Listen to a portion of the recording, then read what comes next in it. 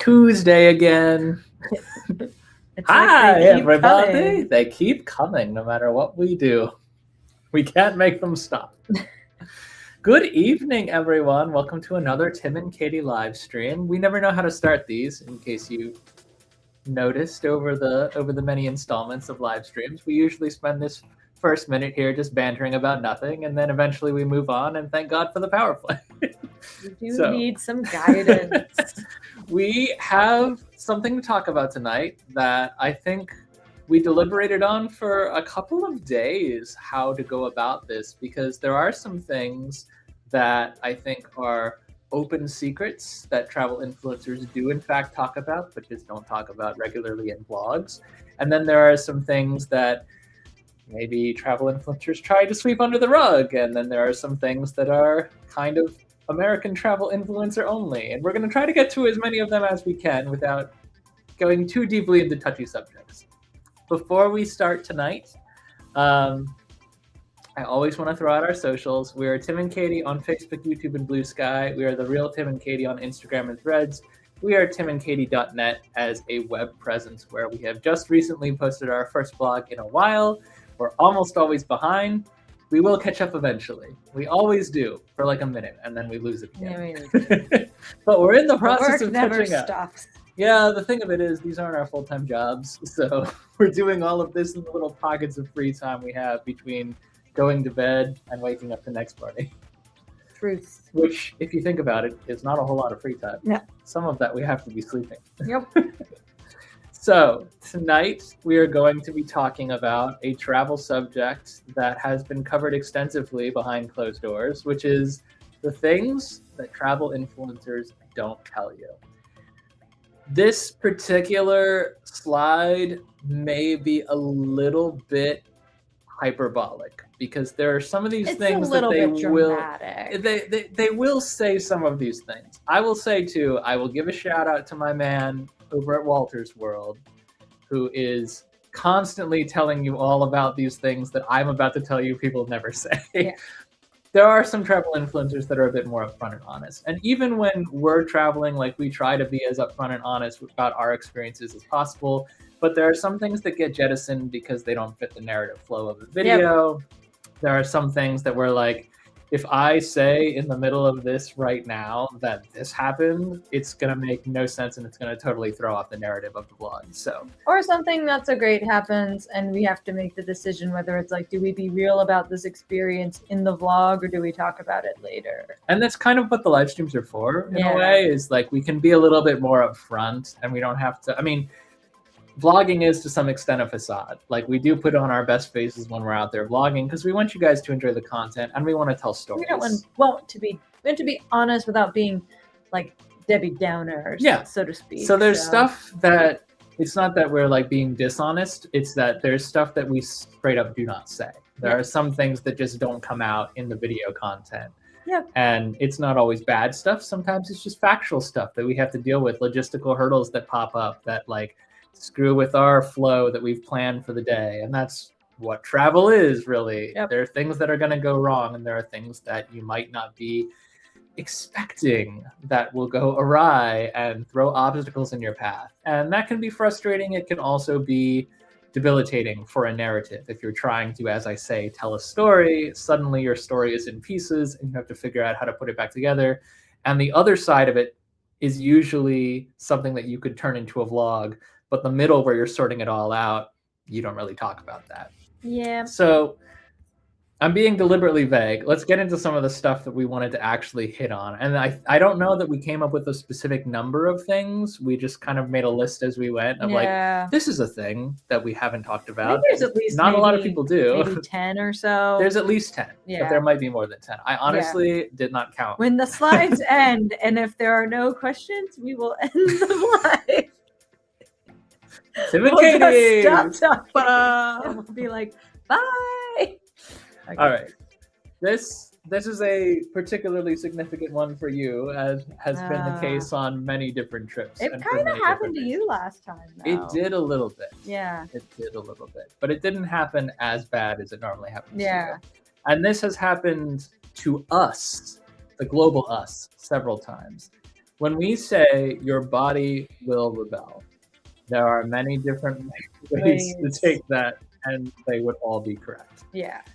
So the most important way that your body rebel, the most disruptive way, we'll say, that your body might rebel is the way that is not often talked about in travel content.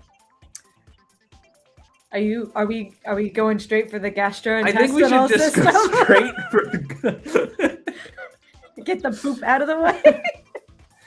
You do not. When you're home, you have a specific schedule. You may not realize it, but your body operates on a clock. And when you're traveling, sometimes your body doesn't register that you're not on that schedule. And you're in a strange place, and you're it's in a like, strange this is place. a weird toilet. It's not Homeville. It's So bottom line, you may not poop when you're expecting to or when it's convenient. Yep. It may wake you up in the middle of the night. It may be 3 days before you see a toilet. You might need to take some Miralax or extra fiber or something, whatever's available. This hopefully will give you kind of an indication of how tonight's going to go. Wow, there are people joining right now that are like, what are they talking about? And then someone just left, so that's but this is genuinely like these are the things that aren't talked about, and this is why they aren't talked about, because they're like, obviously, like we couldn't say in the middle of a video like, I haven't pooped in 3 days. Like that wouldn't quite flow most times. I mean, there are times when it would, but we don't usually put them in the vlogs. So this is just a means of saying like it's normal. You probably will read about it if you go looking for like things I need to know before traveling. Some people have published stuff like this. And like Katie said, we can't speak for, I mean, we're not giving medical advice in any way, shape, or form. We're not recommending specific products. That's not what we do. But we do take Miralax with us when we travel. Because a lot. It has saved the day once or twice. Yep. And there have been times other things, making sure you're drinking water helps as well. Yes. And the we'll won't linger on this forever, but the opposite can happen as well. Like a lot of times when you're traveling, especially if you're in a different country, you're eating different foods, and it's not to say the food is bad or that it's unhealthy. And a lot of times when you're leaving the US, you are eating healthier food, but your body and your gut may not be used to it, so you might go to the bathroom more often. So just like, usually it does take, depending on how long your trip is, you might take a couple of days for everything to even out. But regardless, it's important to, drink lots of water. I guess try to have some sort of schedule. Well, you kind of got to get on wherever you're traveling to. And this, of course, is assuming that you're traveling like into a different time zone. Because that might even be the issue. Like your body may be on thinking it's 8 o'clock in the morning, which is when go time is, but really where you are in the world, it's 10 p.m. So, just know these things happen. There's ways to get around it. You kind of just have to know yourself. But it's important to get on the schedule of wherever you are. Yeah. So like, to the best of your ability, and you can't control everything that your body does, but to the best of your ability, you need to try and regiment what your body is doing when. Yeah. You can try to teach it like, this is when dinner is, so this is when I expect you to process dinner. Yeah. And it might still rebel. That's kind of the whole point. But Yeah. the idea is when you're traveling, these things can happen. And it's not just poop, by the way. It can be sleep. I was going to say, is sleep under this category as well? Yeah, we kind of folded it in because Yeah. jet lag was one of the first things that we hit on. And then we were like, well, everyone does kind of talk about jet lag, though. What they don't talk about is that it's not just being tired. Yep. People have this misconception that when you're traveling and you fall out of sync with your time zone and you get what is called jet lag, like I'm lagging behind where the jet last was, your assumption might be that you're just going to be a little bit tired, or you're going to start feeling your 6 a.m. time at whatever it might be, 1 o'clock p.m. But in reality, it can be a lot more debilitating than that. It can actually wake you up in the middle of the night. It can keep you from sleeping at all. Because that's what happened to me very severely in our summer Germany trip this past year. I basically didn't sleep till night 4. So during the day at like 3 o'clock, I was definitely hitting a wall like every single day, but I was still having so much fun, but I was definitely hitting a wall. And then I would be like, this is the night I'm going to go to sleep. And I kind of psyched myself up too much about it. And when I didn't sleep again for like the 3rd or 4th night, had a little bit of a mental breakdown. Yeah. So I learned like, you just got to let yourself like, just, like Tim was saying, get on the schedule. You got to get up in the morning, go have your coffee, eat your breakfast, fill your day up as much as possible. And then just try to get to sleep, sometime that's reasonable, preferably after like 7 o'clock, and don't be hard on yourself. And, eventually your body will sleep. And 2 more recommendations on that same line of thought. The first is, after a certain point, while I do recommend you do need to get on a schedule, you do try to maintain the schedule of the place that you're in as best you can so that your body adapts. But there is a point where after day 3 of Katie not sleeping at all, I was like, look, whenever you pass out, like in the middle of the day on a park bench, like if you can grab 30 minutes, like just go with it. You do have to get a certain amount of sleep in order to function as a human being. So if you're not getting sleep at the registered hours, that's very unfortunate, and you've tried your best to rein it in and get on a schedule and it's just not happening. Give yourself some grace and let yourself get some sleep. And the other thing is, that might mean that some of the wonderful magical things that you have planned for your trip, which do operate on a schedule, even if they're 4 or 5 days into your trip where you didn't think you'd have any trouble, sometimes you got to let those things go. We were very fortunate where we didn't have to, because on the 3rd or 4th day was when we had no plans at all, and we were just planning to get some re-rides in at Europa Park. Yeah. And that was the day that we were like, you know what, we'll go to the I pool, finally got to sleep midday. after like 5 a.m. So I got to sleep till like 9-10 instead of getting up at 8 to get to the park early. Like we had just decided and we still went to the park and we still did some stuff, but we didn't, that was fortunately not a vlog day. So we had no content to curate. We had nothing to do that we had to do that day. And so we just kind of took it a little bit slower.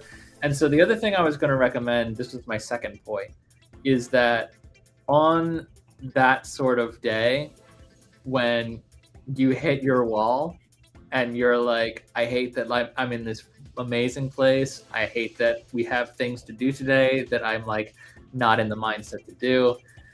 I dug into this pretty extensively because we were genuinely worried about Katie at this point in the trip. Like I was really starting to get a little bit anxious about her ability to like lie down and sleep. So I started doing some internet research, as you do when you're worried about your partner. And I found a really good, nothing to do with any kind of medical advice or anything like that. I found what I think is probably the most instrumental quote that we had heard all year, and it was from someone on Reddit who was doing the same thing, was putting a ton of pressure on themselves to have the amazing trip that they had planned and the anxiety is ratcheting up because they haven't slept in 3 days, and it compounds itself and it gets worse and worse and worse and worse. And the quote was, always assume you'll be back, even if logically it's easier said than done and it may not be true. Assume that you'll be back and be in the moment that you're in and treat it like you're home so that your body can relax a little bit. Because taking the pressure off to have a magical trip, I think to some extent that was the secret. Like at a certain point, you don't care, which is the dark side of what I'm saying. Like you're just so tired that you're like, I just want to sleep. I don't care what we do. I don't care what I eat. I don't care where we go today. I just want to sleep. And that does take some of the magic out of the trip anyway. But if you start out assuming that you'll be back and that you'll do this trip again one day and that you'll be better versed. Anything we miss out on, we'll do next time. Yeah, it takes a lot of the pressure off and it keeps you from stacking the anxiety on top of each other, of like the FOMO of I'm here and I'm supposed to be having a wonderful time, but I'm really not. Take the pressure off. Don't have a wonderful time. Get sleep, then have the wonderful time after you've had some sleep. Jet lag can be really brutal, and this is just another of the ways that I think your body can rebel against you on travel. I do think that jet lag is talked about pretty often in travel content. I just don't think we've ever appreciated it as being as serious as it can be. Until I was going through it. And that was the first, like, every other trip where there was a big time difference that we'd ever taken together, I had no issue sleeping. So I guess it was bound to come for me eventually. It can happen as you age too. Like you could be totally fine 1 year and then 3 years later take a different trip to the same time zone and be totally messed up. Yeah. It depends on so many different things. I think the most important takeaway from all of this across the your body will rebel subcategory of the things that we wanted to talk about tonight, to the extent possible, when you're traveling to a new time zone, try your best not to sleep until they sleep, because that is the fastest, easiest way to acclimate to whatever environment you're in. It is difficult when you travel forward in time, as we're Americans who have traveled to Europe. I'll use this as our example, since this is also where the jet lag hurt Katie the most. We're moving 6 hours ahead in time. So we are flying most often overnight from like a 6 to 8 p.m. flight, a 7-hour traversal, arriving in the morning in whatever country we land in Europe. And at that point, our bodies are already tired. We've already been up for probably 18 to 20 hours, 4 more, and we're a full day without sleep. And we start feeling that around 3 p.m. local time in Europe or wherever we land on that continent. And it's hard. It really is hard to power through the day when you feel that way. But if you can make it to like 7 or 8 or even 6:30, like if you can just make it to like a reasonable, if I was really tired, I might go to bed this early in my home time zone. Yeah. That will help you adapt so much faster in all respects. Bathroom, yeah. I was hunger, gonna say, if thirst, you're on their time zone, sleep, the rest will come. But there may be some people whose bodies just fight it. And I might be a fighter. I might have learned that I'm a fighter. Good for you. Would rather be a lover. Love the time zone you're in. Okay. Well, on the adjacent subject from welcome to toilet Tuesday toilet talk. It's toilet talk.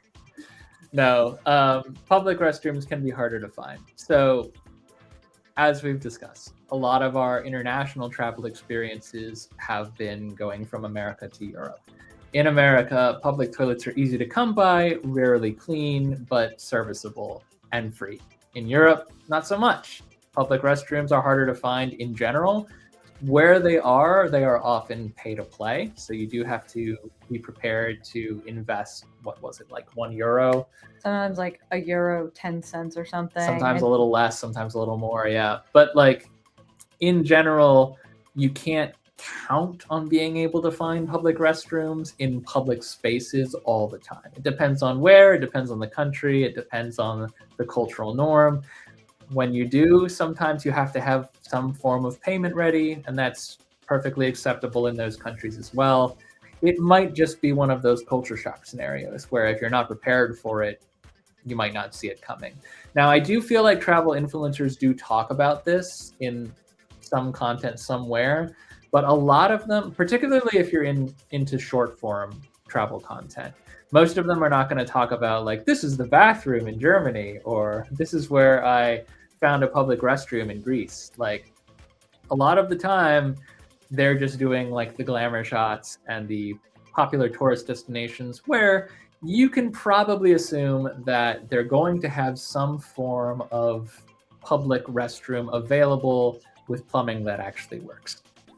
Other areas off the beaten path, this might not be the case. So the further you wander from those touristy areas, the more you kind of have to know where the closest bathroom was the last time you saw one, so that you can make your way back when you need to. And I can't say we've experienced these types of bathrooms before, but we have friends that have. Don't assume that the way that bathrooms and toilets work in your home country is how they work or are built anywhere you travel. We heard from a friend who in the last year went to Greece that they can't flush toilet paper. So bodily fluids go down the drain, but toilet paper cannot. So...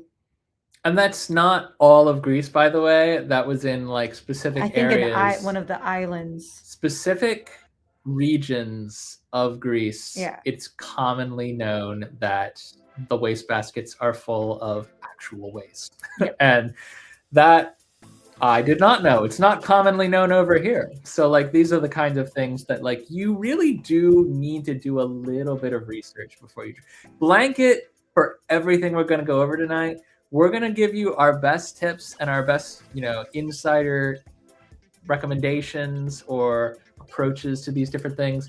But at the end of the day, you do need to do some research. You can't just wing it when you're flying to another country. You can't go by whatever Travel Mama 16 over here puts on Instagram or TikTok. You have to actually look into what are the customs, what are the cultural differences, what are the biggest things that I, as an American, you as whoever you are coming from wherever you are, will find in relation to my own culture when I travel to this new place.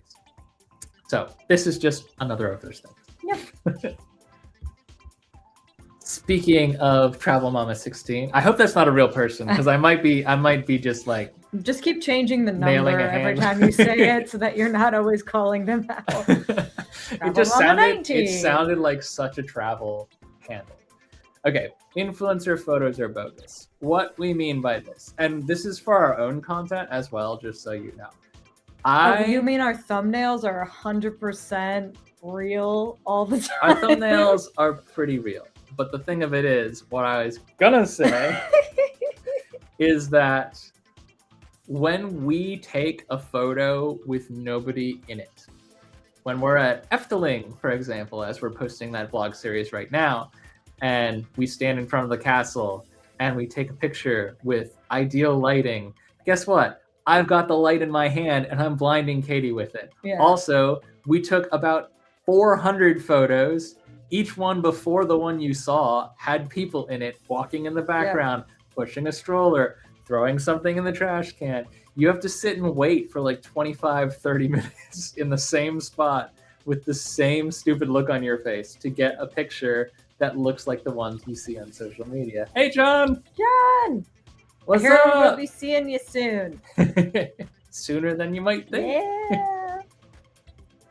Anyway, point being, when I say influencer travel photos are bogus, what I mean is they're curated. Yep. They do not show you what you're actually going to experience when you're in especially a tourist destination. Yeah. Like the number of beautiful photos that I've seen, not to pick on Greece again, but of the architecture in Greece and someone like these old stairs, sunglasses and like wandering down. I mean, I have seen a couple of influencers kind of like poke fun at this by doing the reels where they're like me when I'm solo traveling, and then they put it up and they run and then they walk in and wander like they're really or impressed. Like the Instagram versus reality reels you might Yeah, see sometimes. we all do that. Yeah. As people who are travel influencer adjacent, we have done this too. Like, it's absolutely 100% factually correct that we all set up the perfect shot and then we pretend like we stumbled into it. And sometimes you get it back to your preferred editing suite and you make the colors more bright or the sky more blue or whatever to make it look prettier. There is no AI in any of our thumbnails or our photos, but there is an awful lot of Photoshop sometimes. Yeah. There is a painstaking process to making a thumbnail that is clickable, and part of that is cropping people out of the shot or blurring them just enough that you don't pay attention to them, or adding a silhouette around things. I mean, it is not going to be with your eyes what it looks like in a travel influencer's photo or video. But that's not to say it won't be amazing. Yeah. Like, it can still be great. You should just be expecting, if it's a busy tourist destination during the middle of the summer, guess what? There's going to be people in all your photos. You're going to see stuff going on in the background. You're going to try to take a video and there's going to be some kid screaming in the background. That's just part of it. And that's realistic. And I think it's perfectly fine. Yeah. It's just, I think it's okay to let people influence you and add things to your bucket list and whatnot. I mean, we've certainly felt that all the time, but you should also investigate and be like, when's the best time to go? What's the weather like?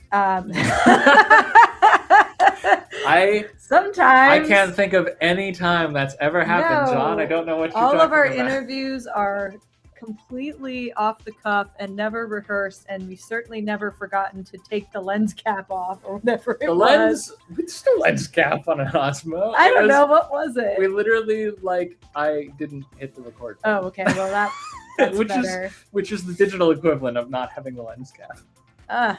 Thank you for that, John. That's great. That was a genuine thing that has happened to us, on location shooting. So yeah, sometimes we flub stuff, and that's perfectly okay. The point of what we do, and this isn't the same for all travel influencers, which again, we're not niched out into this particular box. We just do a lot of travel content, but we're always trying to tell stories. And if the story, as a perfectionist, if the story isn't going the direction I want it to go in, or if I think we need to course correct something, or if I think I can just get a better take or a better photo or a slightly different angle that's going to really make that edit shine, we'll do it 67 times. And the first 66 are the more authentic, realistically speaking. But that doesn't mean that what we're making isn't great. It just means that you gotta kind of understand it's not 100% real. And it's true. Sometimes when you do it multiple times, you get a better grasp on what you want to say. if we had your first one, it would have been just fine, John. It was authentic. John at Dark Acres, which, by the way, y'all should definitely check out the Dark Acres vlog because it's really, really cool. John owns a home haunt called Dark Acres in New York, and his interview skills are, you'd never know that he hadn't done 1,000 very of them. Natural. He's so well-versed and well-spoken, and we can't wait to see him again. Yeah. And you all should go out and support Dark Acres, but not too many of you. I remember it. There's a caveat. All right. This kind of goes hand in hand with the influencer thing. So the weather might be crap the whole time you're there. You only see the beautiful sun shining, the crystal all those cave hotel glimmering. Pictures, they were all taken on a beautiful day. No one goes out in a thunderstorm and is like, come stay at my resort. No, and also by that same line of reasoning, sometimes travel influencers will get out in the early morning hours of the day, before people are running around and screaming and taking photos and doing. And I always recommend getting out as early as you can, but I also don't want you to feel obligated to get out of bed on vacation just to go and see something or do something without people there. People are going to be wherever you are. If it's a trip to a big tourist destination of any kind in any vertical, it's going to be busy.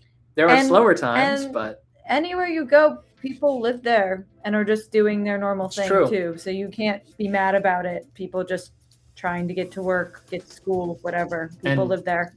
To go back to the weather, we knew going into the Netherlands that the weather wasn't going to be great for our winter trip because we did our homework and we know that. But it could have been worse. It could have been much worse. Are you about to tell them about a Dom lookout? Because I was about to tell them about a Dom lookout. No, I was going to talk about how the fact that like 3 weeks later there was so much snow that it closed like all the airports and stuff. And it's funny too because as I've mentioned, I'm a bit of a perfectionist when it comes to narrative storytelling and the vlogs and everything that we've done with our channel. I have a really hard time when I make kind of a loose plan, like this is what I want to do, this is kind of like the direction I'm going with the story, and then suddenly there's a huge wrench thrown into the plan. It's really hard for me sometimes to adapt and keep the straight face and be like, well, this is happening, let's go have fun with this, when internally I'm like, ah! So when the weather turns on us, it is challenging. The number of times I've been at Halloween Horror Nights and it started pouring, and it does that because it's Florida. And if you don't know, Florida is a tropic state. It rains a lot. So particularly in September, which is hurricane season, you go to Halloween Horror Nights, rain is probably going to happen. But and when it rains, it usually pours. The content that we were trying to produce as outsiders, for lack of a better word, who did not have media credentials to film inside the houses, I'm like running around trying to like piece together this, we're over here doing this, we're over here doing this, we're over here doing this, and being outside and talking about what we're doing is kind of pivotal to what I'm trying to put together, and it's pouring. So like it's mostly just me running around like an idiot in the rain, and I hate that. And that's the kind of thing that like for me personally is really hard to deal with. And so I plan extensively for as much like to try and anticipate the weather as much as possible.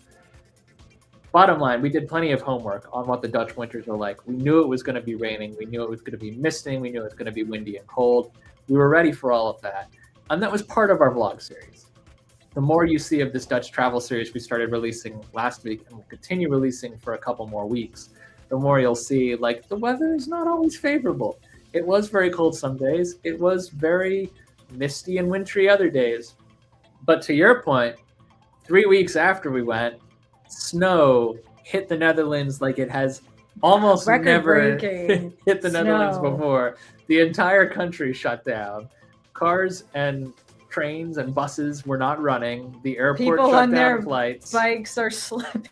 There were some pretty funny videos. Remote work came back in full force. Yeah, a lot of people couldn't leave because they couldn't. The airports didn't send planes out. I think Efteling would have looked remarkable in the snow, but I'm not sure it would have been. But they had to close some rides. They did, yeah, and some sections of the park to clear because it could be dangerous for people to walk around. But it did look beautiful. And here's the thing: if we had looked at that forecast and it had said this kind of snow was coming for the week and some change that we were in the Netherlands, we wouldn't have been able to do a thing about it. Yeah. If anything, we would have just stayed there longer because we would have gotten snowed in and all the flights would have been canceled. But there were some plans we might not have been able to do, and we certainly would have cut into our efficiency at the Efteling. And a Dom Lookout, which is a really cool tourist attraction in Amsterdam.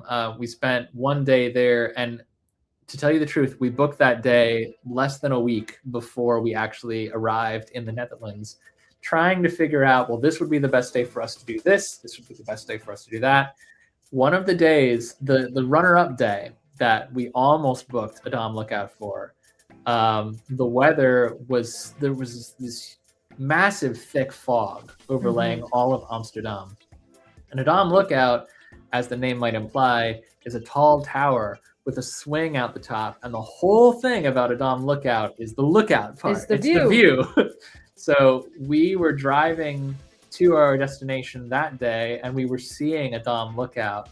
And or at least part of it. Yeah. Because you couldn't see the top of the building. We couldn't actually see a Dom Lookout. We were like, the fog was so thick. If we hadn't changed our day, this vlog would have been absolute crap. Yep. And it's not, I mean, obviously not everyone is going there to vlog, so it's not always about that. But it's still like, it's we've like, also been to the top of a mountain and seen nothing. Yeah. Like, the mist rolled in during our honeymoon. We've known people who fly all the way out to Japan for a look at Mount Fuji. And if it's not perfect weather, if it's cloudy, you can't see it, or you can only see the very bottom. You can't see the top, and people want to see the snow cap at the top. That's what's iconic. So you could go all the way out, your 24-hour flight or wherever you're coming from to Japan, and not be able to see Mount Fuji. And this is one of the things, be a bummer. As much as I'd love to give you some tips and pointers about how to avoid or deal with this particular issue, it's all down to luck. It's luck, and you just gotta be like, well, I'm here and I'm still gonna have a good time. That's the thing. You kind of got to resolve to have a good time no matter what. And that, I'm telling you, it's hard for me. Like, I love to travel and see new places. I love to take the camera with us on those adventures.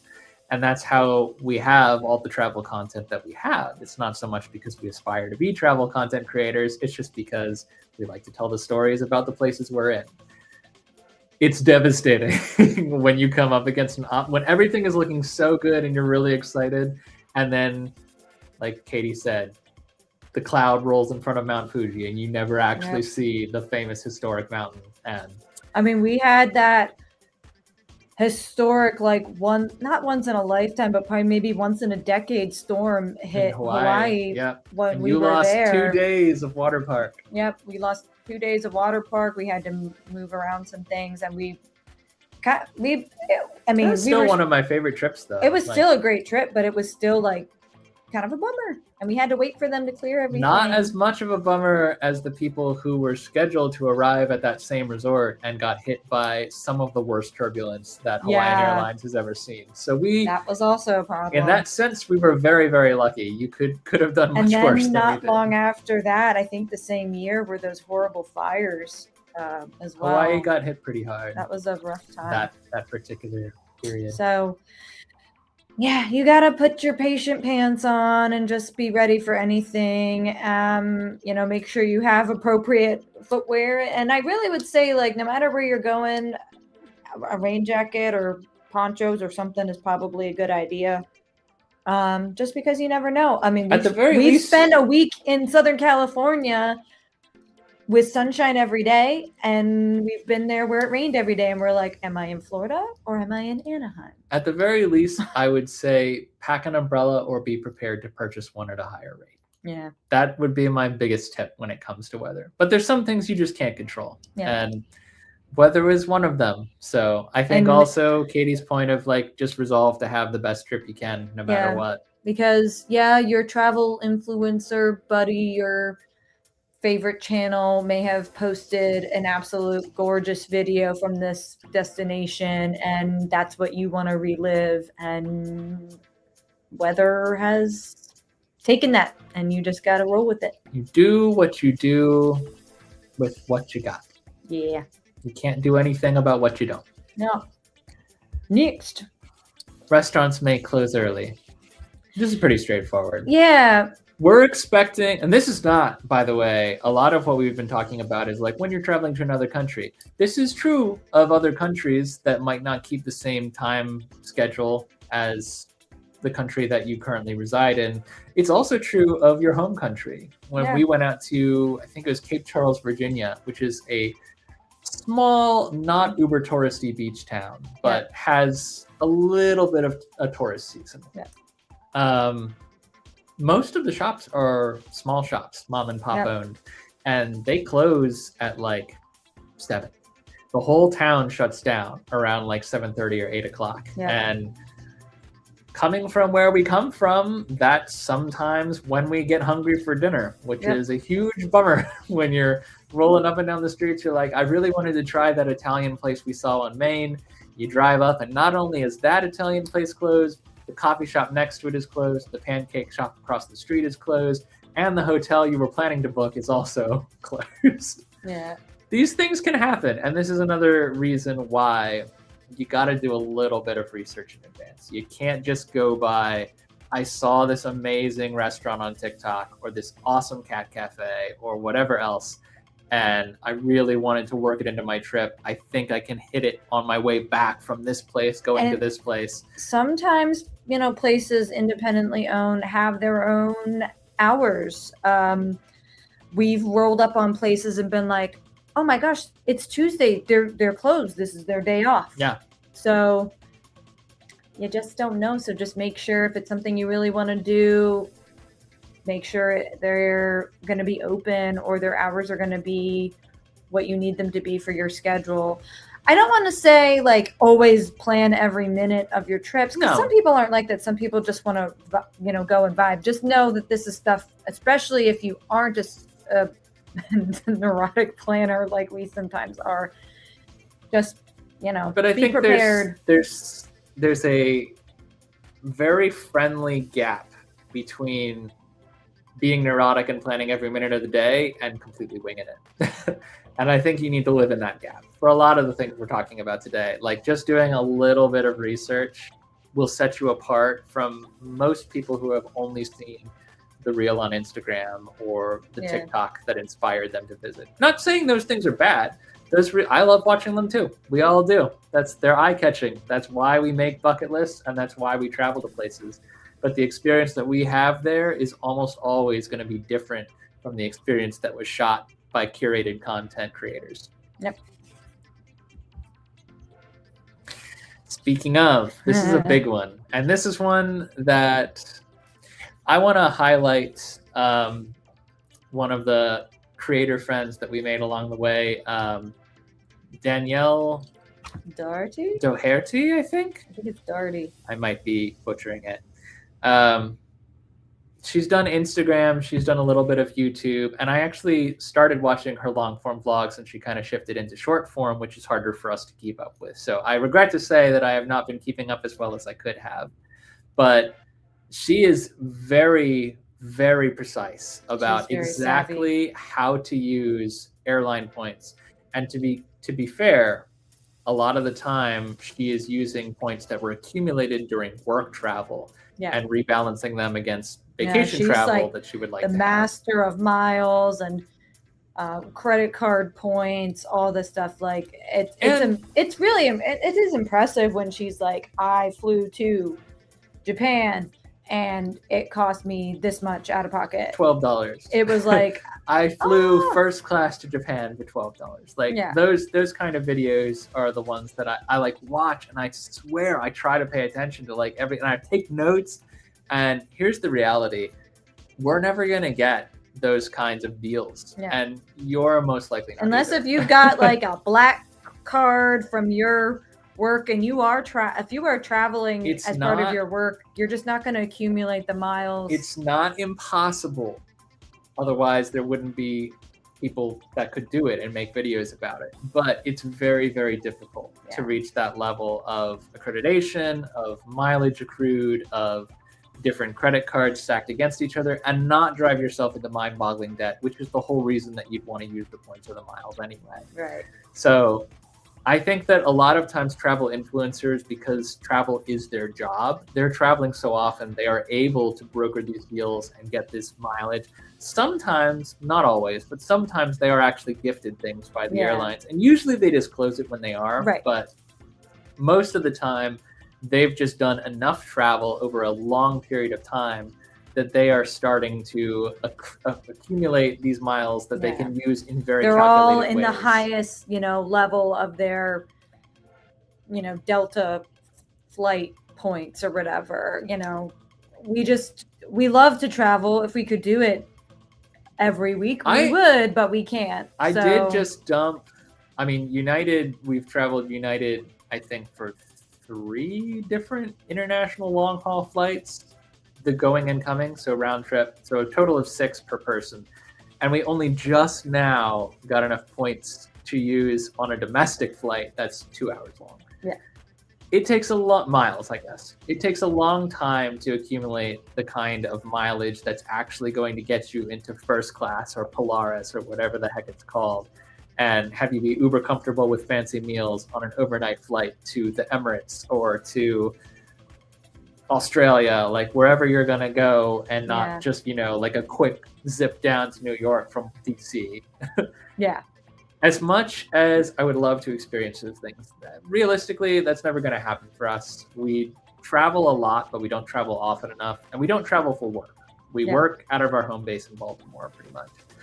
So we're not racking up the mileage at the rate that we would need to, and we don't really want to take on 3 more credit cards with gold status or diamond premier or whatever.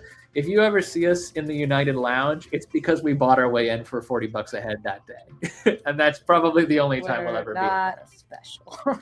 That's realistic. And that's realistic for you as much as it's for us. If you're just getting into traveling, if you're trying to plan a trip and you're looking at all these cool deals and connections and the things that the travel influencers have done to save money, and they make it sound really appealing, and it is. It's so cool when they can do it. You probably can't. Yeah. Like, that's just the sad fact. So instead of getting swept up in deals that you'll probably never get, it's probably more practical to look at like a low fare calendar, which all airlines for the most part have, and if they don't, third-party websites do, and figure out when's a good time to travel to this destination I really want to go to, how much do I need to save up for an economy ticket, round it up a little bit for inflation, which keeps inflating, and then plan your trip accordingly.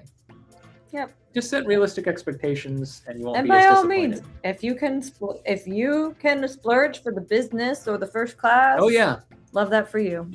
that's the other thing. If you're a travel agent, more than likely you fit the profile of I travel a lot for work and I'm going to accrue all of those miles. Yeah. Our travel agent, bless her, wonderful lady, Jeanne Claire Wise, has made her way into all of these different points brackets where she can actually fly first class and everything. And she keeps telling us, the more you travel, the more you'll be able to. And I'm like, it's never going to be that much. Yeah. It's never going to break that. We're not going to get to the top of that mountain. Yeah. And that's okay. Having said that, if you are looking for a travel agent, Jeanne Claire Wise Travel is the one to go to, the one we recommend, and the one who has seen us back and forth to many different European theme parks, and we can't thank her enough. This goes hand in hand with what we were saying about the umbrella and the weather. You cannot possibly pack for everything. No matter what, you're going to leave something behind. No matter what, you're going to wish you had something you didn't You're either pack. probably going to underpack or you're going to overpack. Yes. I tend to overpack because I'm a planner. Really? And yet, we still wound up doing laundry at the hotel when I overpacked because we were sweating through our That clothes was 3 times a because- day.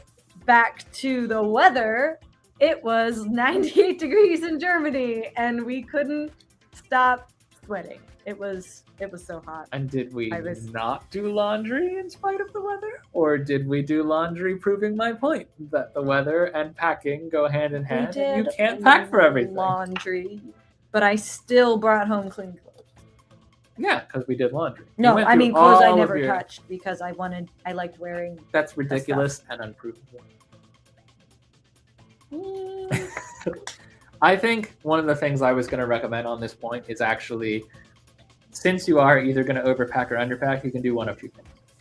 You can be me and you can way overpack. You can bring several different kinds of shirts and different attire for different types of gatherings. You can bring one formal outfit in case you decide to go out to a nice meal.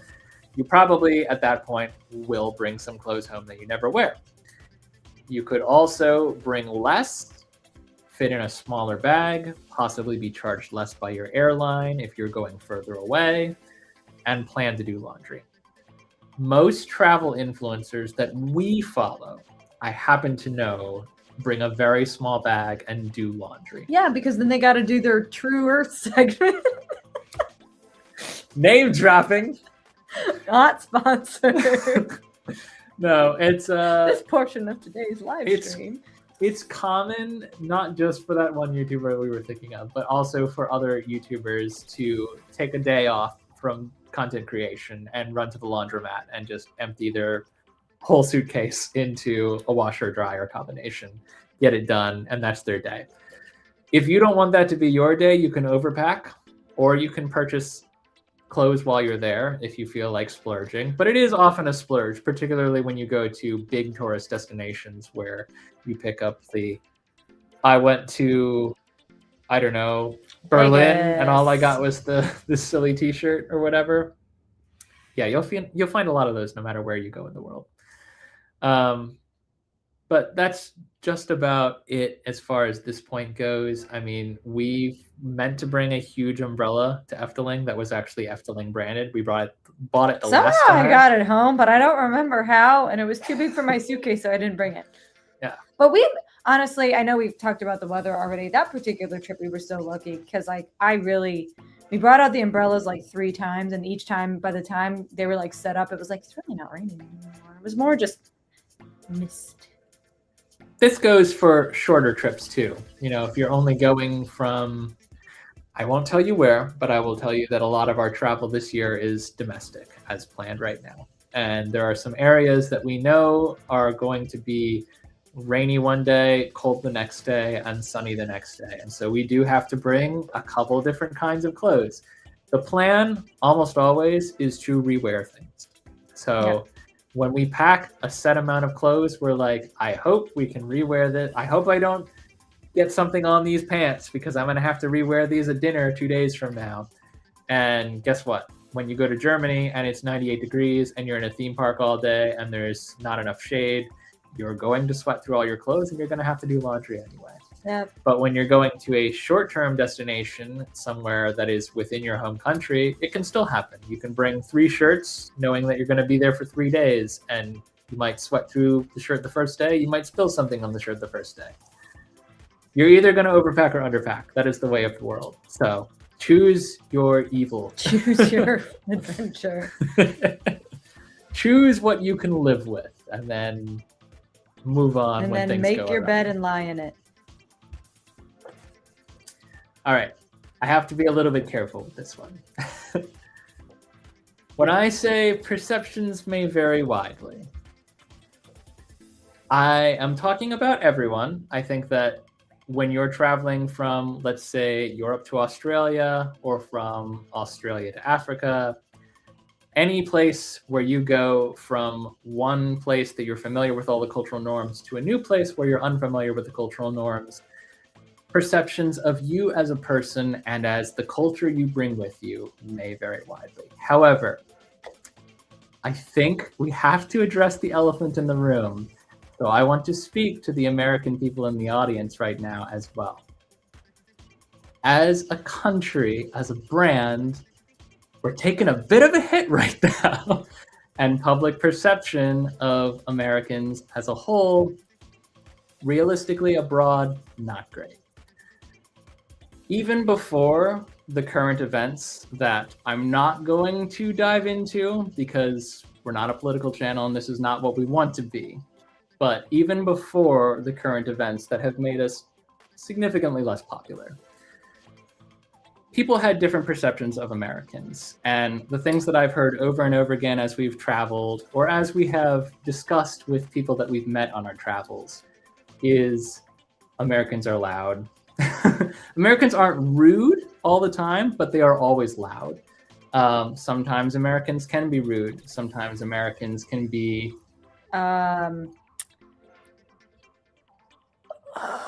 What's the word I'm looking for? Exceptional? It's American exceptionalism. It's not that though. Like maybe aloof. Maybe like a little bit aloof. Like, what do you mean you don't accept my American dollars? Or that you don't speak English. Right. The being aghast assuming that people that don't always, speak English, or finding... that you're always going to find... Yeah. So all of this being said, more than likely, you're going to get identified as an American when you're traveling abroad. We have a way about ourselves. It's hard to hide. Me, I know how to hide it a little bit better, and I choose not to because it's my style that gives me away. I like wearing the hat. I like wearing the sneakers. Americans do that. I love this hat. I take it everywhere with me. I'm not leaving it home. I know I'm going to get branded American for wearing those things, and I'm okay with that. The important thing is not to deny who you are as a person, this also, I'm reopening this up to other countries that are traveling, or other people from other countries that are traveling to other places they may be unfamiliar with. The important thing is not to deny who you are. The important thing is to not take your culture on vacation and carry it around with you and make it everyone else's problem. The important thing is to be respectful of the culture that you're in, to be observant and try to participate in that culture rather than branding everything American or European, German, Swiss, whatever. Just appreciate where you are, be respectful of the people around you, try to learn a little bit of the language before you go. Some people will speak English, almost guaranteed. Wherever you go in the world, there's very few people who don't speak any English. And as Americans, we're very spoiled that way because we get used to speaking English, and it's a lot easier, particularly with regard to like transactions when you're buying or selling something or booking a hotel. It's a lot easier to talk to someone who speaks English, but it will go a long way if you know just please, thank you, excuse me, how much does this cost? You know, basic things that show you're trying. So when I say perceptions vary widely, this goes for everyone, but especially for our American friends, just try to be a part of the culture rather than inflicting our culture on wherever you are and the people of that culture. And I will just say, in our travels, even in the last recent years, we've only ever had positive interactions with locals and other people, our drivers, or people in hotels, and a lot of them are in customer service. But we've also interacted with strangers. So it's not to say like you should brace yourself for hate and whatnot. But more just like be open-minded, like Tim said, participate, absorb the culture around you. That's how to really experience a new country, a new place, a new destination. It can even be a different culture leaving Baltimore and going to Alabama or Texas. From one state to another can be a different culture. A whole journey. In the United States, there are so many different cultures and so many different regions and so many different dialects and different things that shaped that geography. There's all kinds of different peoples represented in America, and we have had many different kinds of experiences traveling from one state to another domestically, and that's part of what we had kind of hoped to do this year as well. And we'll get to some of like the trip plans when we get closer to actually going, but there's a lot to see and there's a lot to appreciate about any new place, regardless of whether it's halfway around the world or 3 miles down from your house. So the important thing is, again, just don't, for lack of a better explainer, don't be an ass. Like just be respectful of the culture that you're in. Just try your best to participate, to be an active participant and an active learner with an open mind, like Katie said. And most of the time you won't have any trouble. Yeah, and I think you'll enjoy it more. We certainly have. The lesson we keep learning, right? So when you see a travel influencer move from one destination to another, we've done it.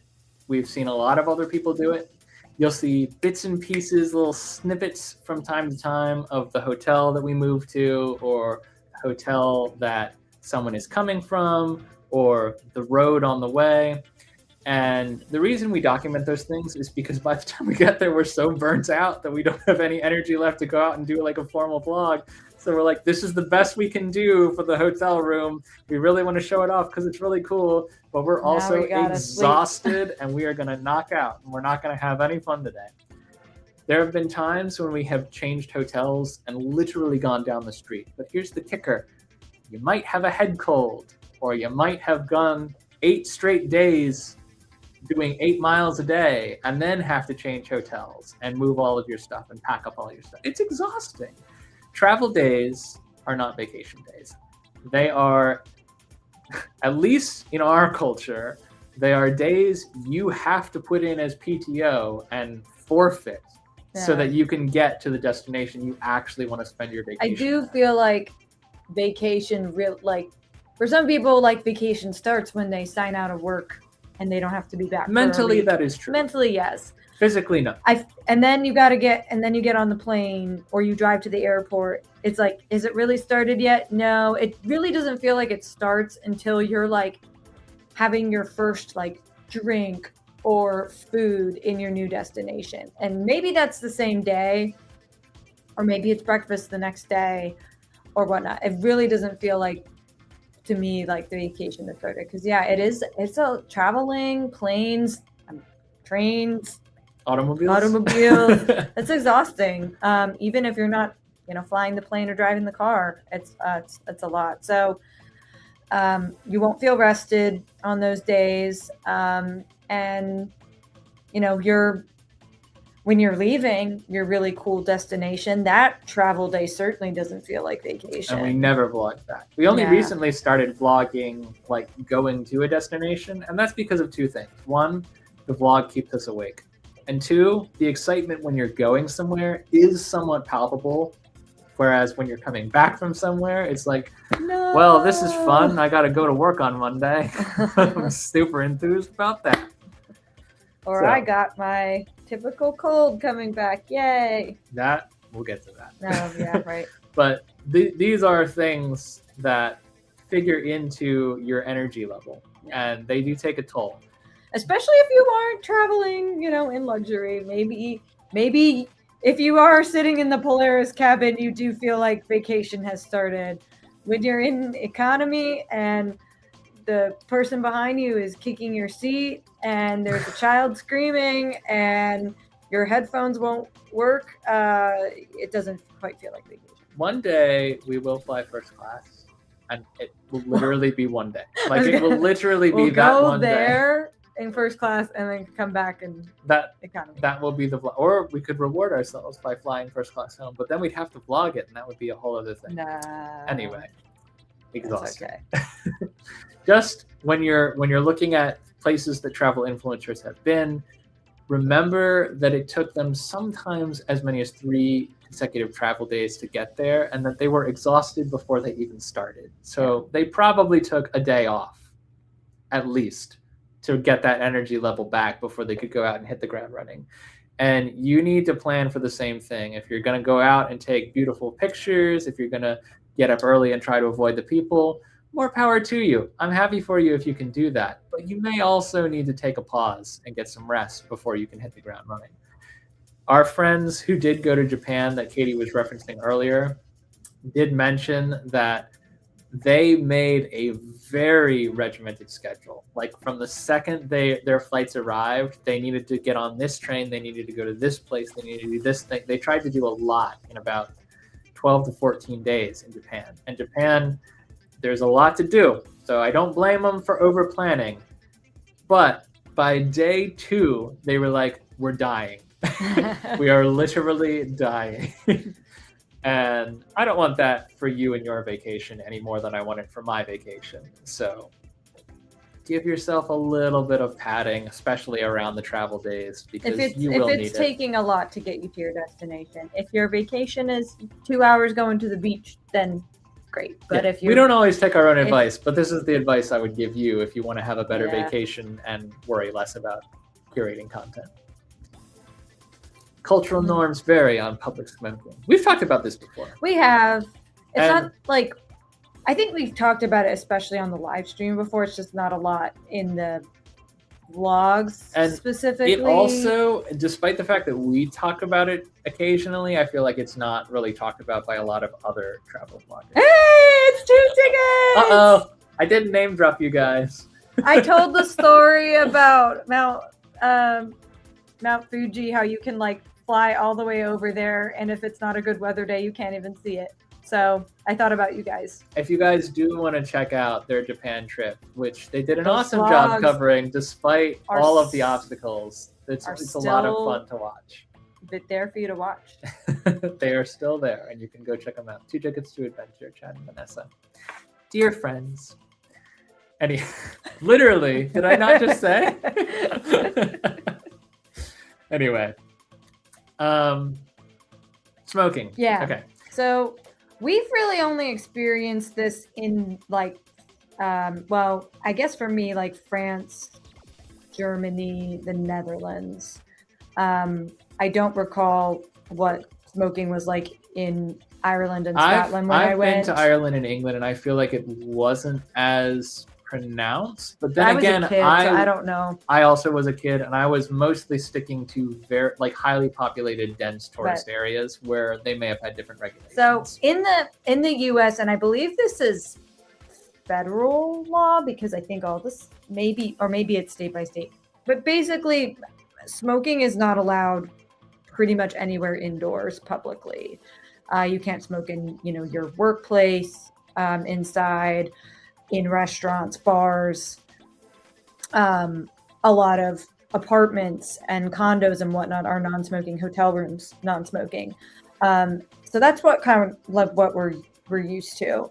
And then every time we visit a different country, it does take us back a little bit, just because we're not used to it.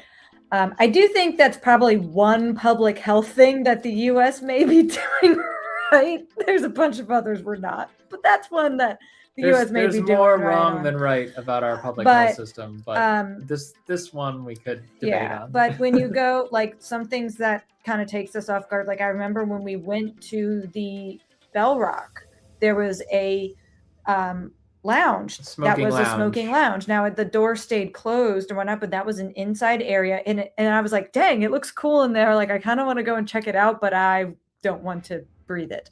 So that's different.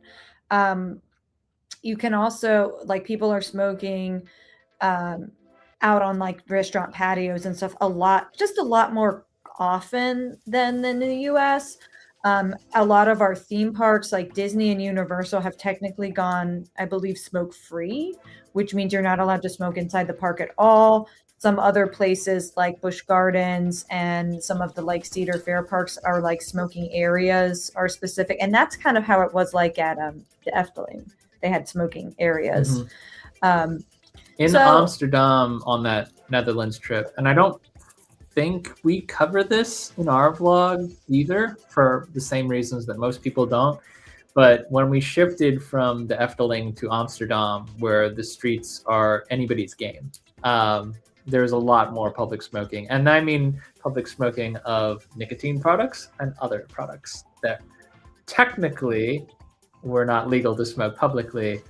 There's not a whole lot of enforcement. So you'll be walking down the street and you'll be hit with 1 cent, the other cent, clean air, 1 cent, the other cent, clean air. And it just, when you're used to a certain type of airflow or air quality, like it can be disruptive. Yeah. But that is, I just want to be clear, like just because travel influencers don't talk about this doesn't mean that they think it should be another way, nor do we think that you should be, like, oh, what are you doing? My clean air. I mean, this is a different culture and they have different cultural norms. Just be prepared for it, especially if like maybe you might have like a condition that makes you more sensitive or whatnot. Make sure you have whatever.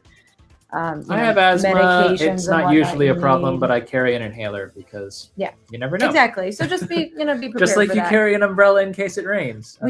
I've that's probably like the one thing of all the different cultural norms. When we come home, I'm like, I don't miss the cigarettes, but it won't stop me from going back. Yeah. Ever.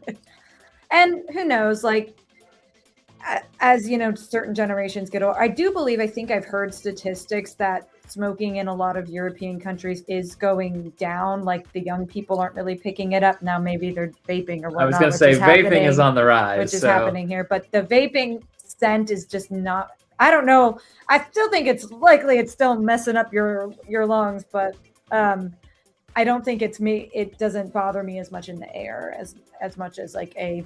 Just, you can put like a subtitle cigarette. Like Tim and Katie do not make medical advice. Hey, I mean, I don't think the helium I inhaled as a child from balloons probably did me any favors either. No, that was for comedy. It was therefore for comedy. It had purpose and merit. Yeah. Oh yeah. Speaking of health, though, Oh, look at that segue. I think this is our last one. Let me double check before we move on. But this was the one that like nobody talks about, even though it happens to everyone. Yes, Yep, this is the I last think- one. The reason we don't talk about it is because it's not pretty. It's not fun. It's not fun. You don't want to think about it takes being away sick. from everything that you're doing. It takes a lot out of you. It ruins your trip to some extent. And the reality is, more than likely, it will happen. It might not happen this trip. It might not happen 2 trips from now. It might not happen on the domestic flight. It might not happen on the international trip. It will happen. Sooner or later, if you travel often, you will get sick You'll on meet vacation. some bug that your body is not ready for. Aw, Oh, I'm sad to hear terrible. that. Oh.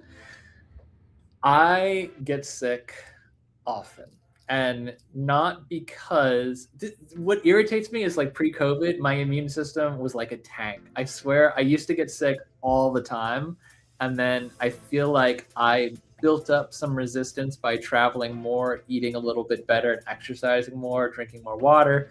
All of these are good things to do, and you should still do them. But when COVID hit and we were all inside for an extended period, it was like a hard reset. And I have just had the absolute trash immune system that I had pre like 2016 health fitness push, and it's been awful. I have gotten sick coming home from the Netherlands. I have gotten sick coming home from holiday travel. That was unvlogged and unrelated. In the middle of California. I got sick in the middle of California. That was the worst I've ever been sick. Genuinely. Whatever weird viral plague. It wasn't flu, it wasn't strep, it wasn't COVID. We tested for everything. Whatever weird viral plague I had in California was so debilitating. For like 5 or 6 days of a 10-day California trip, I was absolutely bedridden. And I went out every so often. I had the doctors okay to do so. She said, wear a mask if you feel like, you're actively coughing. So I did. But for the most part, I was just like, I'm at Disneyland. It's the happiest place on earth. I'm miserable. I am not hate happy. This. It was my birthday too. Can you imagine? Anyway, your body will eventually fail you. And yes. Haunt season is a big one for us. Yeah. So you don't really think about it as travel content when we go to all these haunts during the spooky season, which for Americans, anyone watching outside the US, we love our Halloween. We especially love Halloween because that's the time of year when we get invited out to see cool, spooky places with scary maze walkthroughs. And it's not inherently travel content, but we do a lot of traveling to make the content. We go up and down I-95, hitting places in New York, Virginia, Pennsylvania, Maryland, all these. I mean, that's not very far, but it's still a lot of travel over a long haul. Now, there are people who go a lot further than we do to do the same thing, and somehow they manage not to get sick most of the season. I, however, will always get sick. Every September and October, at some point, I will go down hard, and it's going to ruin a plan. And I have to live with that. And when you're sick, you don't create content. Realistically, I have, and only when you can't tell. Like if I can get my vlog persona, my energy level up to the point where I'm like, I don't think they'll be able to tell that I'm sick, so I'm going to proceed ahead. There was that one, what was it? Trader Sam's vlog where your voice is like gravel. I couldn't do anything about that though because I was so far from, there was no going home. We were traveling with a buddy. We were with Kaylee from Fantastic Travel. You were feeling better by then. You just had like that lost your voice. I was not feeling better by then, and the drinking made it so much worse. Well, you really I had pushed through laryngitis to the extent that I had something nameable. I certainly had laryngitis, and so I turned the camera over. That's when Katie took over the vlog for the first time. And she was like, I guess we're doing a girls' night at Disneyland because Tim's got a fever of 103. So, yeah, your body will fail you is the headline. It may not happen one trip to the next, but eventually it will happen. And it's going to disrupt things, and it's going to be super sad and horrible. And the reality is you can't do anything about it. You can try to be a little bit more cautious. You can try to wash your hands more frequently.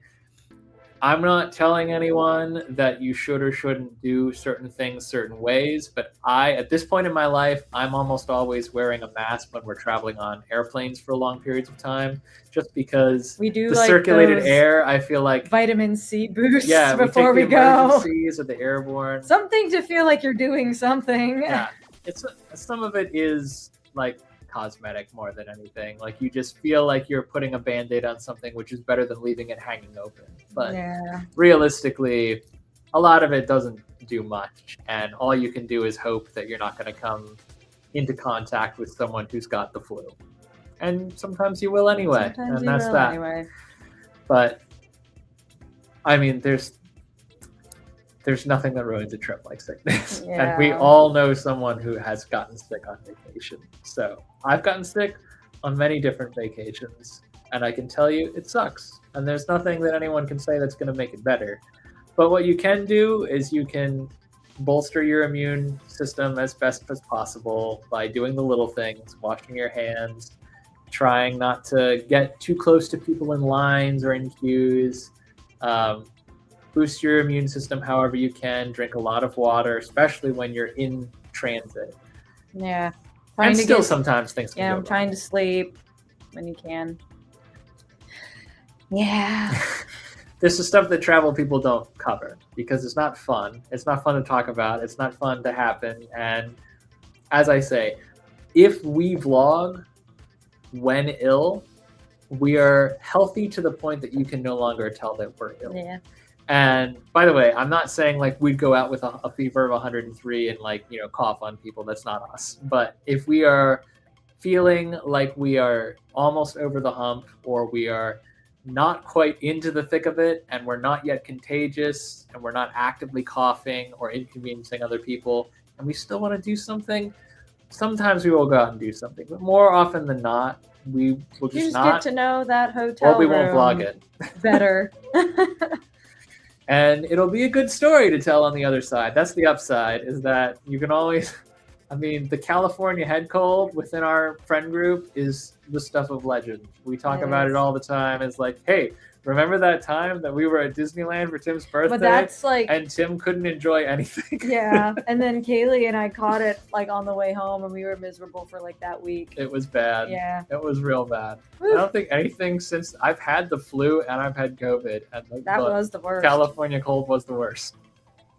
But it happens, guys, and you got to be prepared for it. And when it happens, I think the most important thing, it's the same thing we said about jet lag. Just give yourself a little bit of grace. Yeah, just take the pressure off yourself. Assume that you'll be back. Yeah. That's actually probably a good recommendation for a lot of the things on this list. Like, stuff is always going to go wrong. Stuff is always going to go awry, and obstacles will be thrown in your path that you don't expect, that you haven't planned for. You'll overpack, you'll underpack. Take the pressure off. Assume you'll be back. Even if logistically it seems impossible and you don't think you actually will, just treat the trip like you will be back, and you'll have a much better trip for it. Also, don't assume that what you saw on TikTok is what you'll actually experience. Yeah. Apart from the geographic location, you can't control any of that. Yep. You don't know what was edited out. Sometimes I can tell.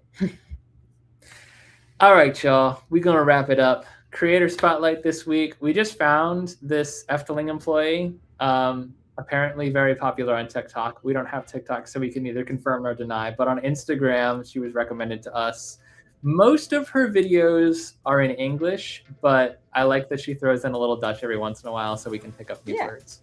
So Life of Laura videos, Instagram, TikTok, and YouTube. Most of the YouTube content is the same short form content that appears on the other two platforms. It's just a joy to see tales from the employee side of an Efteling experience. It is. So, it's delightful. Highly recommend, particularly if you were in the theme park crowd, the Dutch crowd, or the just generally learning about other cultures crowd. This is a great account to follow. The next live stream will be on February 3rd at the same time, 7:30 p.m. EST, and we will actually be changing gears a little I bit. was gonna say The vlog content will continue. I'm going to acknowledge these comments because I don't want them to disappear without me saying something about it. Yes. Expectation That versus sums it up. reality. Heart. Much love, John. Crystal! Yes. See you soon. So, perfect segue between John and Crystal as well, because we're going to be, with the live streams that we do next, trying to move a little bit back into the haunt scene. The travel content will continue in our vlogs for a couple more weeks, but as we prepare for the off-season events, Valentine's Day, St. Patrick's Day, halfway to Halloween, things that kind of amp the haunt community up, we do want to dip a toe back into the Making the Monster series we did last year. And we already have a couple of guests lined up. So we're excited to have our first one in 2 weeks, and then 2 weeks after that, we'll have another one, and so on and so forth until we run out of ideas. But that is it for tonight, y'all. We thank you all for joining, those who did. If you're watching on the replay, we appreciate you as well. Thank you. And if you haven't already, our travel vlog, speaking of all the things that can go wrong during travel, from traveling to Efteling from DC is out right now. And I'm actually kind of proud of it. As travel vlogs go, I thought it was pretty good. I liked it. I'm glad that it's finding an audience overseas. But if you haven't checked it out, please do. I think you'll enjoy it if you enjoy travel content. If you don't enjoy travel content, I have no idea why you're watching this live stream, but thank you for your time. We will be back again in 2 weeks. The vlogs and the POVs will keep coming until then. I've been Tim. I'm Katie. And every night is a new adventure. We'll see you again soon. Bye.